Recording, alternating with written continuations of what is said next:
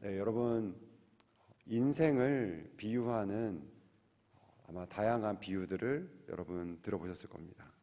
혹시 이렇게 생각나시는 것이 있나요? 우리의 살아가는 인생을 이렇게 비유하는 표현들이 많이 있죠. 경주라고 하는 분들도 있고 또 항해라는 것도 우리 인생을 비유할 때 쓰는 표현이기도 합니다. 경주는 시작과 끝이 분명히 있다라는 점에서, 그리고 약간 경쟁을 한다는 의미에서 경주라는 의미를 쓰는 것 같고요. 또 항해는 인생 가운데 우리가 다 예측할 수 없는 다양한 일들을 만날 때 우리가 항해한다라는 표현을 쓰기도 합니다. 인생을 농사에 비유하는 표현도 많이 들어보셨을 겁니다. 한국에서는 자녀를 키우는 것에 대해서 자식농사라는 표현이 있습니다. 그리고 성경에서도 이 농사 짓는 것을 우리 삶 가운데 많이 비유적으로 많이 쓰여져 있습니다. 이처럼 인생을 농사로 비유하는 이유는 아마도 우리는 심을 수 있다라는 것이고, 심는 것이고, 또 때가 되면 그것을 거둔다라는 의미 때문에 아마 농사라는 것을 비유를 많이 하는 것 같습니다. 여러분, 비유는 놀라운 능력이 하나 있는데, 그것은 그 비유를 통해서 우리가 그 전에 알지 못했던, 혹은 너무나 익숙해서 유심히 보지 못했던 것을 새롭게 보게 하는, 해석하게 하는 능력이 있습니다. 저와 여러분이 이 자리에 모여 있는 것은 아까 인생을 심는 것, 농사로 비유한다 보면 이 모든 것도 다 심는 것이라고 볼 수 있는 것입니다. 오늘 여러분이 눈으로 보는 모든 것도 심는 것이 될 것이고, 저와 여러분의 입을 통해서 나오는 모든 말도 심는 것이 됩니다. 우리가 하는 모든, 오늘 특별하게 중요한 일을 하는 것도 심는 것이 될 거고, 매일매일 익숙하게 반복적으로 했던 그 일도 이 비유를 보면 그것도 심는 것이 됩니다. 바울사도께서는 오늘 본문 가운데서 갈라디아 교회 성도들에게 특별하게 표현하고 있습니다. 무엇이라고 부르는지 1절 말씀을 주의 깊게 함께 여러분 읽도록 하겠습니다. 6장 1절 말씀을 처음부터 형제들아부터 바로잡고까지만 함께 읽도록 하겠습니다. 시작. 형제들아, 사람이 만일 무슨 범죄한 일이 드러나거든 신령한 너희는 온유한 심령으로 그러한 자를 바로잡고, 여기까지만 읽겠습니다. 중간에 너희라고 부르는 이 표현 앞에, 바로 앞에 어떤 수식어가 있습니까? 신령한 너희라고 되어 있죠. 신령한 너희라고 번역된 이 표현은 우리가 보통 신실하거나 혹은 보기에 경건한 모습이라고 할 때 쓰는 표현과 신령하다라는 것과 비슷하게 들리지만, 이것은 사실 모양보다는 신분에 가까운 표현입니다. 언어적으로 보면 성령의 사람이라는 것이죠. 영의 사람, 성령의 사람, 즉 성령으로 거듭난 성도들을 쓰는 그들을 대하는 표현이라고 볼 수 있습니다. 그렇다면 지금 이 편지를 읽고 있는 성도들이 성령의 사람, 신령한 사람이다 보면 당연히 농사를 비유했을 때 성령의 열매만을 맺는 게 당연하겠다라고 생각할 수 있겠죠. 하지만 여러분, 지금까지 우리가 계속 이 말씀을 통해서, 새벽기도 말씀을 통해서 배운 것처럼 갈라디아 교회의 현실은 꼭 그렇지만은 않았습니다. 신령한 사람들이 모여있는, 성령의 사람들이 모여있는 교회 아니지만 그 교회 안에 육체의 열매들이 많이 맺었던 것이죠. 거룩하지 않은 열매들이 교회 가운데도 있었습니다. 이 시대의 성령의 사람 혹은 신령한 농부인이라는 측면에서 저와 여러분도 이것과 크게 다르지 않을 것입니다. 우리 안에는 성령의 열매도 있지만 육체의 열매도 우리 가운데 있기 마련이죠. 그렇다면 어떻게 우리는 육체의 열매가 아닌 성령의 열매를 더욱더 풍성하게 맺는 삶을 살 수 있을까요? 오늘 본문 말씀, 이 바울의 편지를 통해서 성령의 열매를 거두는 삶에 대해서 우리가 함께 하늘의 지혜를 얻기를 소망합니다. 첫 번째로 우리는 심는 것은 반드시 그대로 거둔다라는 것을 기억해야 합니다. 본문 7절 말씀을 함께 읽어보도록 하겠습니다. 6장 7절 말씀입니다. 함께 읽겠습니다. 스스로 속이지 말라. 하나님은 업신여김을 받지 아니하시나니 사람이 무엇으로 심든지 그대로 거두리라. 이 뒷부분만 제가 다시 한번 읽겠습니다. 사람이 무엇으로 심든지 그대로 거두리라. 아마 여러분께서 이 표현을, 이 말씀을 들으시면서 이것을 처음 들었다거나 혹은 엄청 새롭다라고 느끼시는 분은 없을 것입니다. 이것은 교회 밖에서도 많이 쓰는 표현이기 때문입니다. 심는 대로 거둔다. 한국에서 오래된 표현으로는 콩 심은 데 콩 나고 팥 심은 데 팥 난다라는 표현이 있죠. 영어에도 비슷한 표현이 당연히 있고요. 아마도 제가 살펴보지는, 다 검색해보지는 못했지만 전 세계에 아마 공통적으로 가장 많이 있는 격언이라면 이런 표현이 아닐까, 심는 대로 거둔다라는 표현이 아닐까 싶습니다. 그것은 왜냐하면 이 표현이 자연의 원리를 담고 있기 때문입니다. 심는 것은 거둔다라는 것이죠. 그런데 이 말씀이 세상의 격언과는 다른 부분이 있는데, 구별되는 점이 있는데, 그것은 바로 방금 읽었던 말씀의 앞부분 때문입니다. 7절 맨 앞부분에 바울은 뭐라고 말하고 있습니까? 스스로 속이지 말라. 스스로 속이지 말라라고 말하고 있습니다. 사랑하는 성도 여러분, 사람이 가진 가장 기본적인 죄성 가운데 하나가 속이는 것입니다. 거짓말을 하는 것이죠. 제가 지금 두 자녀를 키우고 있는데, 두 자녀를 훈육하면서 가장 많이 빈번하게 훈육하고 가르치고 이렇게 지침을 주는 부분은 바로 거짓에 대한, 속이는 것에 대한 부분입니다. 심지어는 저는 지금 교회에서는 이렇게 영아부를 섬기고 있는데 0세부터 3세가 미만의 아이들입니다. 그런데 그렇게 사랑스럽고 순전한 우리 아이들도 2살도 안 된 아이들이 가끔 이렇게 막 돌아다니다가 제가 그 응가 냄새를 맡게 되고 이렇게 쫓아가서 찾아간 다음에 그 냄새를 한번 맡은 다음에 누구누구야 응가했어? 그러면 말할 줄 아는 애 아이 같은 경우에 당연히 이제 그 냄새를 맡고 있는데도 이렇게 합니다. 아니 막 결국 눈을 못 맞추면서 이렇게 아닐 때가 있습니다. 네. 그 사람의 속임의 죄성이 진짜 어린 아이들도 있습니다. 말하고 싶지 않고 반대로 말하게 되는 것들이 있죠. 이 사람이 가지고 있는 이 속임의 죄성이 얼마나 강하고 얼마나 특별한지 오늘 말씀처럼 우리는 남이 아니라 자기 자신도 속일 수가 있습니다. 분명히 이 말씀에 있는 것을 바탕으로 보면 우리는 분명히 육체의 일을 행하고 있는데, 육체의 일을 행하고 있으면서도 자신은 성령의 일을 행하고 있다라고 착각하고 속일 수 있습니다. 자신은 성령의 일을 행하고 있고, 그리고 곧 이는 성령을 심는 일이기 때문에 당연히 성령의 열매를 기대하고 있는 것이죠. 이런 속임이 우리 가운데 너무나 빈번하게 일어나고 있습니다. 그런데 바울은 그러한 일은 절대 일어날 수 없다라고, 우리가 육체의 일을 하면서 성령의 열매를 맺을 수 없다라고 분명히 말하고 있습니다. 그 근거가 바로 방금 읽었던 7절 앞부분의 바로 뒷부분입니다. 제가 다시 읽겠습니다. 스스로 속이지 말라. 하나님은 업신여김을 받지 아니하시나니. 스스로 속이지 말라. 왜냐하면 하나님은 업신여김을 받는 분이 아니기 때문이다 라고 말하고 있는 것입니다.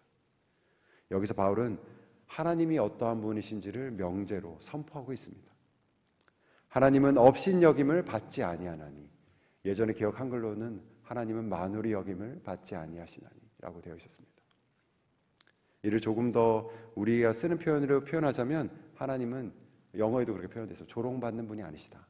하나님은 우리가 속임으로 인해서 우리가 그분을 속일 수 있어서 나중에 조롱받게 되는, 하나님이 속았구나라고, 이런 일이 절대 일어날 수 없는 분이다라고 말하는 것입니다.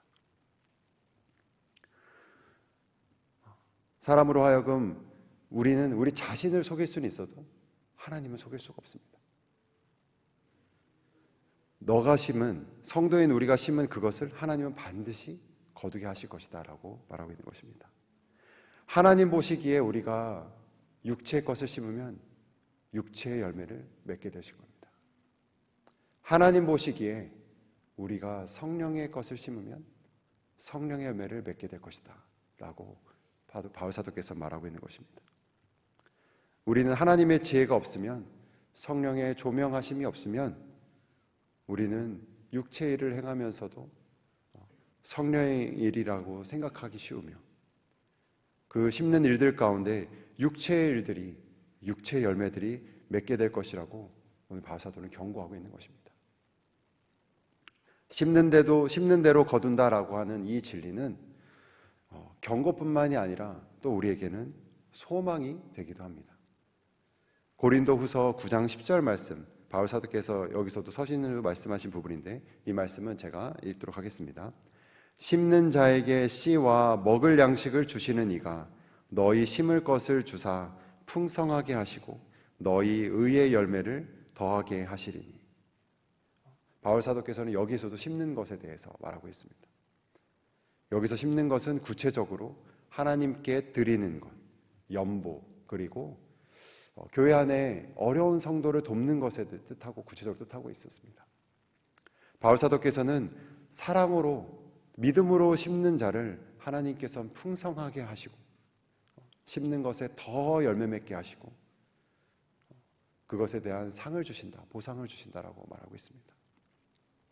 우리가 헌금하거나 봉사하는 것을 두고 주변에서는 이해가 안 된다라고 하시는 분들이 때로는 있을 수 있습니다. 가까운 배우자도 그렇게 말할 때가 있습니다. 때로는 주변에서 조롱받는 것도 느낄 때가 있습니다. 그것은 돈을 버리는 거 아닙니까? 여러분, 시간을 낭비하는 것은 아닙니까? 라고 말이죠. 성경 말씀을 통해 하나님은 그것이 아니다라고 말하고 있습니다. 그것은 버리는 것이 아니다, 심는 것이다 라고 말하고 있습니다. 다른 이들이 뭐라고 할지라도, 심지어는 우리 자신이 그 일을 행할 때 흔들릴 때라도 하나님께서는 그것은 없어지는 것이 아니라, 버리는 것이 아니라 심는 것이다 라고 말하고 계십니다. 하나님의 때에 하나님의 방식으로 그것은 반드시 열매 맺게 될 것이다 라고 우리에게 소망을 주고 계십니다. 사랑하는 성도 여러분, 여러분께서 지금 이 자리에 나와 계시고 기도를 통해 마음을 토하며 하나님께 아뢰는 것, 그것은 심는 것입니다. 하나님을 사랑하는 마음으로 하나님께 드리는 그 헌금도 여러 성도들의 상황을 보고, 어려운 성도들의 상황을 보고 베푸는 그 손길도 하나님 보시기 그것을 심는 것입니다. 자라나게 하시는 하나님께서 여러분의 그 심는 것을 풍성하게 열매 맺게 하시는 것을 여러분 믿음으로 오늘 다시 씨를 뿌리시고 또 심는 여러분이 되시길 주님의 이름으로 축원합니다. 두 번째로 기억해야 될 것은 성령을 위하여 심으라라고 하는 것입니다. 본문 8절 말씀을 함께 읽도록 하겠습니다. 8절 말씀 함께 읽겠습니다. 자기의 육체를 위하여 심는 자는 육체로부터 썩어질 것을 거두고 성령을 위하여 심는 자는 성령으로부터 영생을 거두리라. 이 8절 말씀 한 절이지만 두 개의 반대되는 부분을 대조해서 마치 거울처럼 말하고 있습니다. 심는 것을 거둔다라는 점에서는 첫 번째 살펴본 내용과 동일하지만 무엇을 심는가에 대한 부분이 아니라 8절 말씀은 무엇을 위하여 심는가라고 그 동기와 목적을 강조하고 있습니다. 육체를 위하여 심는 것과 성령을 위하여 심는 것을 왜 바울사도께서는 강조하고 있을까요? 그것은 아이러니하게도 이 갈라디아 교회의 성도들이 육체를 위하여 심는 일들이 일어났기 때문입니다. 성도 여러분, 이 말씀은 교회 밖의 사람들을 위해 쓴 것이 아니라 교회 성도들을 위하여 쓴 것인 것을 명심해야 됩니다. 어제 본문이었던 5장 17절 말씀에도 바울사도께서 이렇게 말씀하셨습니다. 제가 읽겠습니다. 육체의 소욕은 성령을 거스르고 성령은 육체를 거스르나니 이 둘이 서로 대적함으로 너희가 원하는 것을 하지 못하게 하려 함이라. 같은 갈라디아서이기 때문에 당연히 이 편지의 대상 같은 청중이겠죠. 오늘 본문과 어제 말문과 같은 대상입니다. 그들의 마음 안에 육체의 소욕과 성령의 소욕이 서로 대치하고 있다라고 말하고 있습니다.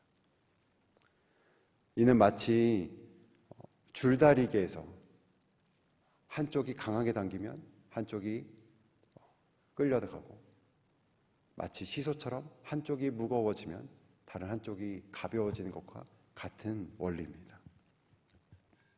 그런 상황이 성도인 저와 여러분의 마음 안에서 계속해서 일어나고 있는 것입니다. 바울사도께서는 그 가운데 어떻게 심으라고 말하고 계십니까? 성령을 위하여 심으라. 성령을 위하여라는 표현이 조금 낯설지 않으십니까? 사실 성령으로 말미암아라든지, 성령을 힘입어서라든지, 성령 안에서라든지, 성령과 함께라는 표현은 신약 성경에 보다 더 많이 나와 있습니다. 이 성령을 위하여라는 표현이 조금 낯설고 어려운 것은 어떻게 보면은 우리가 성령을 인격적인 대상으로 잘 보지 못하고 있기 때문일지도 모르겠습니다. 실제로 오늘 말씀에 성령을 위하여라는 부분에서 성령 대신에 아내를 위하여라든지, 남편을 위하여라든지, 자녀를 위하여라는 말로 인격적인 대상을 바꿔보면 훨씬 더 이해가 쉽습니다. 선물을 준비하는 것을 한번 예를 들어서 말씀드려 보겠습니다. 제가 아내와 연애하고 이렇게 결혼하면서 어렵게 깨달은 점이 하나 있다면, 아내는 제가 어떤 마음으로 선물을 준비하는 것을 정말 잘 안다라는 것입니다.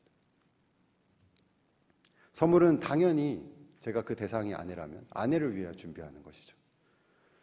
그런데 때로는 아이러니하게 제가 선물을 준비하면서도 그 선물을 아내를 위해서 준비하는 것이 아니라 내 어떤 목적을 위해서 준비할 때가 부끄럽지만 종종 있었습니다.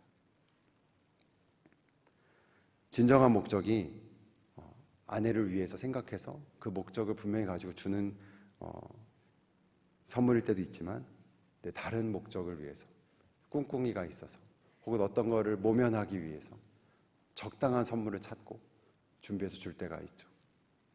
신기한 것은 그 안에는 제가 어떤 속마음에서 준비하는 것을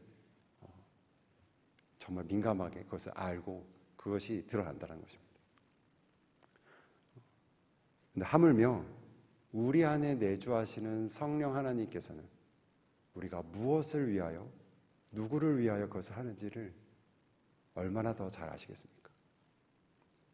하나님은 오늘 말씀 가운데 있는 표현을 빌리자면, 하나님은 업신여김을 받지 아니하시는 분이십니다. 속임을 당하지 않는 분이십니다. 제가 하는 일에 진심으로 이것이 지금 성령을 위해서 심고 있는 일인지, 내 육체를 위해서, 내 육체의 소욕을 위해서 하고 있는 일인지 성령 하나님께서는 아십니다. 즉 성령을 위해서 심는다라는 것은 우리의 모든 행동과 우리의 모든 일들 가운데 동기가 있는데, 그 목적이 하나님을 위한 일인가라고 그것을 묻고 있는 것입니다. 고린도전서 10장 31절 말씀을 찾아서 여러분 함께 읽도록 하겠습니다. 화면에 준비되어 있을 것입니다. 네, 소리내서 우리 함께 읽도록 하겠습니다. 시작. 그런즉 너희가 먹든지 마시든지 무엇을 하든지 다 하나님의 영광을 위하여 하라.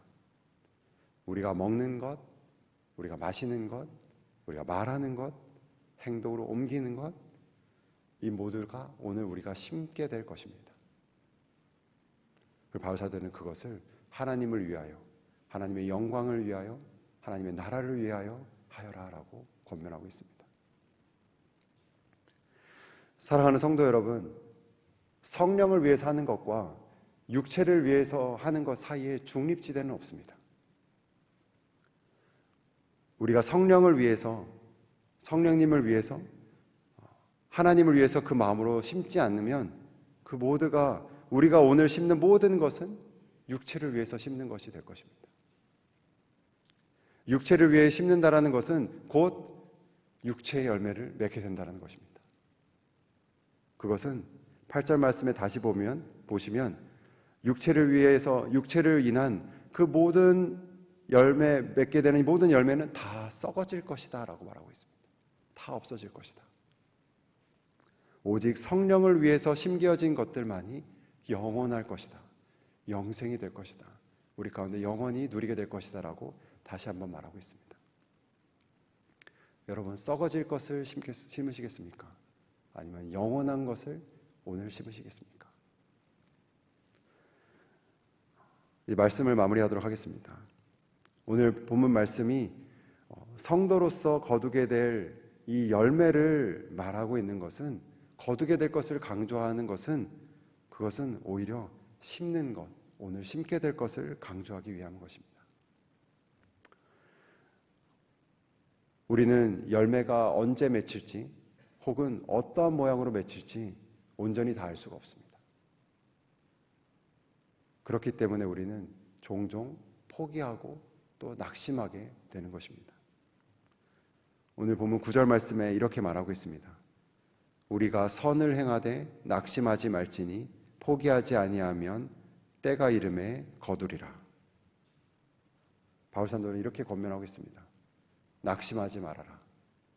포기하지 말아라. 우리 앞에 결승선이 있다. 우리가 열매를 보게 될 것이다. 추수할 때가 곧 오게 될 것이다. 이렇게 말이죠. 때가 이르면, 여기서 그때는 언제일까요? 예수 그리스도께서 다시 강림하실 그날입니다. 예수님께서 다시 강림하실 그 날을 우리가 진심으로 믿는다면, 오늘 기쁨으로, 그리고 또 그분이 우리가 이 심는 것을, 그것이 무엇인지 분명히 아시고 또 풍성하게 자라나게 하실 일이라는 것을 우리가 믿는다면, 오늘 우리는 기쁨으로 또 믿음으로 그리고 성령을 위하여 심게 될 것입니다. 예수님이 다시 오실 그날이, 다시 오실 그날 이전까지 우리는 우리가 심은 것의 모든 열매는 다 덜 익은 것입니다. 온전하고 아름답게 맺힌 그 성령의 열매는 주님께서 다시 오실 그날에 비로소 우리가 누리게 될 것입니다. 그것을 기다리고 소망하는 자가 오늘 성령을 위해서 심을 수 있는 것이죠. 오늘 이 권면이, 이 말씀이 여러분에게 참된 위로가 되고 소망이 되어서 여러분의 오늘의 기도, 여러분의 오늘의 말, 여러분의 오늘의 모든 삶의 순간이 성령을 위하여 심겨지는 그 은혜가 있길 주님의 이름으로 축원합니다. 함께 기도하겠습니다.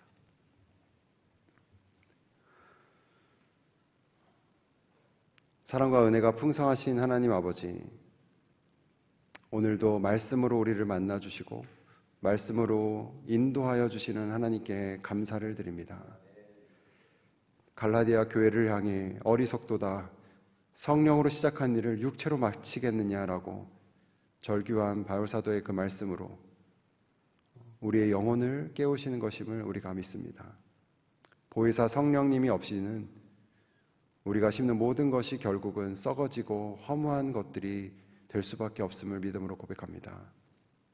하나님, 오늘 이 새벽의 제단에서 우리가 하나님께 드리는 그 모든 기도가 썩어질 것이 아니라 영원한 것이 되도록 주님 우리에게 은혜를 베풀어 주시옵소서.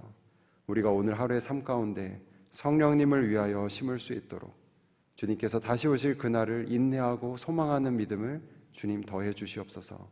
이 모든 말씀 우리의 유일한 소망 되시는 예수 그리스도의 이름으로 기도드립니다. 아멘.